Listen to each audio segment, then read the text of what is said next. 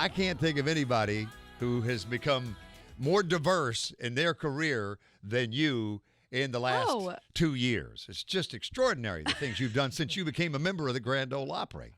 Oh, gosh. Thank you. Thanks. I think that's what a little bit of extra time will do. You just kind of sit around and you're like, what else can I be doing right now with my life? I think we all kind of had obviously extra time to think and be expressive and creative the last few years. And I tried to put mine into something that I could share. So thanks for saying that. Well, and I'm thinking about how you dreamed the dream of coming to Nashville and being a successful artist, but there's something about award shows, CMA Awards, ACMs, the Grammys, whatever it happens to be, that intrigues us all as youngsters as we watch from home and think that, particularly if you have an interest in music, that one day that could be me.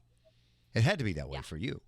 Oh yeah, my mom and I, especially with the CMAs, we would like block the night, obviously, and we would make like a little fruit and cheese tray, and we would have pieces of paper on each side of the table, hers and mine, and we would DVR and we would pause before they would announce the winner, and we'd write down who we thought it was going to be, and it was almost like a little game that we would play for years and years. It was our favorite thing. So every year, obviously, my mom comes to the show, and it's just a full circle, just to be a part of it too. It's easy to get really wrapped up in like, am I going to win or am I going to perform or all these things? And obviously that's incredible to have those opportunities, but just to be there is really special, to be a part of this community and to celebrate another year of country music and being a part of it. I'm excited to just be there. Well, and I use this as a setup to the fact that for you, the other part of that dream coming true is you were listening to this guy named Kenny Chesney riding around in Knoxville. And the thought that one day you would duet with him was beyond belief. And then it happens, and you're singing about your hometown, half of my hometown. I think that I'm a pretty ambitious person, and I have a lot of very big goals and dreams. And that one wasn't even something that I thought I could ever do. Like I didn't even have that on a dream list.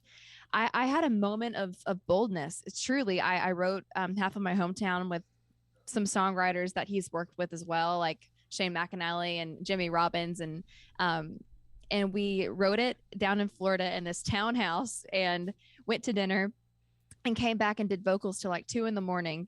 And I was just like, you guys, what if? This is insane. This is so crazy, but what if?